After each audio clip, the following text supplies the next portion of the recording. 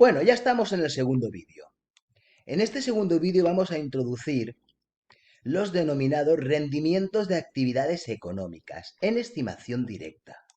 ¿De acuerdo? Voy a volver a continuar con la declaración. Voy a volver al principio.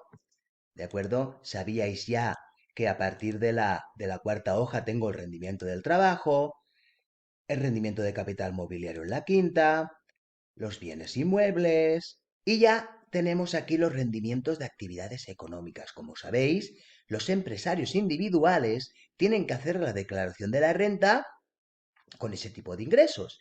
Y ahora hemos estado imaginando que don Álvaro, pues además de que trabaja como trabajador por cuenta ajena por una empresa, tiene su propio negocio. ¿De acuerdo? Y luego haremos una serie de comparativas. Pero en primer lugar, lo que tenemos que hacer es saber qué son los rendimientos de actividades en estimación directa. Estos son de una forma muy parecida como lo hacemos en contabilidad. Para obtener el resultado, ponemos los ingresos y le restamos los gastos. Y ya está. ¿De acuerdo? Se harán una serie de pagos fraccionados y una serie de retenciones que se harán en Hacienda, pero eso lo dejamos un poquito aparte. Lo que me interesa es que veamos cuál es el resultado o cuál es el rendimiento que yo obtendré de una actividad económica por estimación directa. Luego hay otros tipos de actividades. Pues tenemos las actividades económicas en estimación objetiva, que os explicará también Juanlo en compraventa, porque aprovechando el IVA es prácticamente muy parecido a cómo se hace en IRPF. Las actividades prácticamente son las mismas, ¿de acuerdo? Con lo cual, una vez que lo aprendáis con él, lo tendréis bastante claro. ¿De acuerdo? Luego tenemos rendimientos agrícolas, ganaderos, etcétera, etcétera. Pero el que nos interesa a nosotros es este de aquí. ¿De acuerdo? El de rendimientos de actividades económicas en estimación directa. Vamos a dar de alta la actividad. ¿De acuerdo? Para dar de alta la actividad, lo primero que tenemos que hacer es colocar si es una actividad empresarial de carácter mercantil. ¿De acuerdo? Que es esta de aquí, la 1. Luego nos preguntará si una estimación directa normal o simplificada. Vamos a ponerla normal, hay de dos tipos, ¿de acuerdo? Como su propio nombre indica, la simplificada lo que hace es reducir un poco la complejidad para hacer los cálculos. Pero ahí ya no voy a entrar, ¿vale? Y luego me voy a buscar el epígrafe. El epígrafe, según el ejercicio, os digo que es el 2533. Aceptar. Sí, fábricas, tiene una pequeña fábrica de barnices y lacas. ¿De acuerdo? Entonces, ingresos de explotación. Como veis, según su contabilidad, tiene unos ingresos de explotación de 50.000 euros. Y yo lo pongo. No voy a poner ningún otro más. ¿De acuerdo? Como veis, es como en la contabilidad, tengo de todo tipo. Acepto. ¿Vale? Ya tengo los ingresos y como veis ya me pone el total ingresos. Y luego me voy a los gastos. Compra de mercaderías. Tengo 20.000 euros. Tiene un trabajador con un sueldo de 10.000 euros. Pues me voy a sueldos y salarios y le pongo 10.000 euros. Me voy a seguridad social, 3.000 euros, seguridad social, y se lo pongo aquí. ¿De acuerdo? Reparación y conservación, que lo tengo aquí, y le pondré 300 euros. Y por último, suministros de luz, agua, etcétera, etcétera. Como veis, no lo he hecho nada complicado para que vosotros lo veáis con facilidad. Es decir, la suma de los gastos, 33.700. Gastos deducibles, 33.700. Ya veréis que, por ejemplo, pues hay gastos que no son deducibles como las multas. Esos no los podríamos poner aquí nunca, ¿de acuerdo? Solo podemos poner los conceptos que tenemos aquí. Entonces, ¿cuál será el rendimiento neto de la actividad empresarial del declarante? Como veis, no hace falta que os lo diga. Vosotros mismos, leyendo el apartado, podréis obtenerlo. ¿Cómo calcula esa cantidad renta web? Tampoco, ¿de acuerdo? Lo explicáis vosotros, porque ya sabiendo un poquito de contabilidad, lo podréis obtener sin problemas. ¿De acuerdo? Ya tendríamos este apartado hecho. No nos lo vamos a dejar del todo, porque luego, para explicar un poquito el impuesto sobre sociedades, lo vamos a retomar, ¿de acuerdo? Pero vamos a seguir con el siguiente apartado que me habla de las ganancias patrimoniales. ¿Qué son las ganancias patrimoniales? Vamos a ver, cuando lo expliquemos sobre los apuntes en el libro, ya veréis que siempre nos podemos encontrar, pues por ejemplo, vender una casa, vender acciones, vender una plaza de garaje. Es decir, siempre se puede ganar o perder dinero en función de las variaciones que se produzcan en los valores, tanto de compra como de venta. Entonces, en el caso de que sean onerosas se refieren a la venta de algo, siempre nos vamos a encontrar en que si el valor de transmisión es mayor al valor de adquisición, vamos a tener que tributar por ello, porque a eso se le denomina una ganancia o una pérdida patrimonial, porque puede ser que pierda dinero, es decir, al final el precio de venta sea inferior al valor de adquisición. ¿De acuerdo? Es decir, eso es algo que ocurre muchísimo, ¿de acuerdo? Sobre todo cuando se producen ventas de cualquier tipo de bien. Si la transmisión es lucrativa, eso significa que se ha producido una donación o una herencia. En ese caso, como sabéis, ya tendríamos un impuesto para ello, que sería el impuesto de transmisión, el impuesto de transmisiones, el impuesto de donaciones, de acuerdo, y de sucesiones, con lo cual en ese caso, evidentemente, no tributaría por el impuesto de la renta de las personas físicas. ¿Vale? Bueno, dicho esto, entonces os pongo una ganancia patrimonial que estos días a quien le ha tocado la lotería, pues lo ha puesto en marcha. ¿De acuerdo?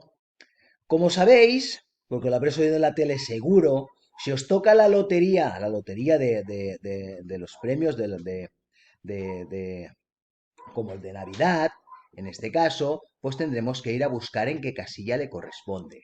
Voy pasando, paso todo de los rendimientos de actividades económicas que yo os había contado, ¿de acuerdo? Y ya veréis que empiezan aquí las ganancias patrimoniales. Transmisión de elementos patrimoniales, que no es nuestro caso, porque no vendemos un bien, un piso, etcétera. ¿Vale? Este tampoco es, como veis, sobre esto hay un montón, porque hay un montón de posibilidades que se puedan producir en la transmisión de ese tipo de bienes. Claro, yo no tampoco quiero excederme, ¿de acuerdo? Y vamos a ver un poquito lo que nos dice el libro. Tiro hacia atrás, otras ganancias patrimoniales, tiro un poquito más hacia atrás. A ver.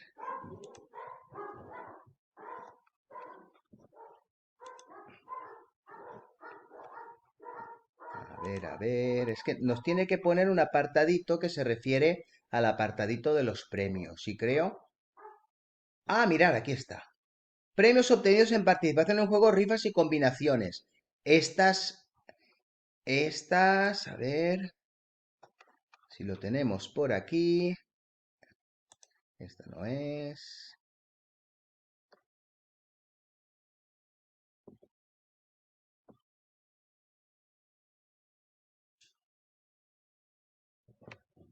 Claro, pues entonces, ¿qué pensamos? ¿Rellenamos esta casilla o no la rellenamos? Pues entonces debemos de pensar lo siguiente. Si este premio le ha tocado por el premio del gordo de Navidad o cualquier de apuestas del Estado, ¿de acuerdo? En este caso, no tendría que ponerlo aquí, ya que solo se le retendría el 20% sobre el exceso de 40.000 euros, porque los primeros 40.000 euros de un premio de estas características, tipo Lotería de Navidad, no están sujetas o están exentas de tributación.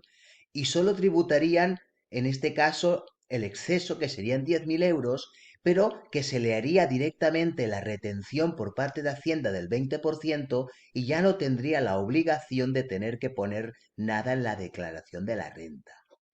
Aquí solo hay que poner, en el caso de que sean premios como los de concursos o premios en metálico de algún tipo, que no tengan que no sean del tipo de las loterías y apuestas del Estado. ¿De acuerdo? Entonces, en este caso, si nos ha tocado un premio en pasapalabra, pues tendría que poner aquí los 50.000 euros y sobre esto tienen la obligación de retenernos el 19% directamente y por el resto tenemos que tributar. Es decir, no tenemos más remedio. ¿De acuerdo? Con lo cual, si cojo la calculadora y 50.000 euros por el 19% nos van a retener directamente 9.500 euros.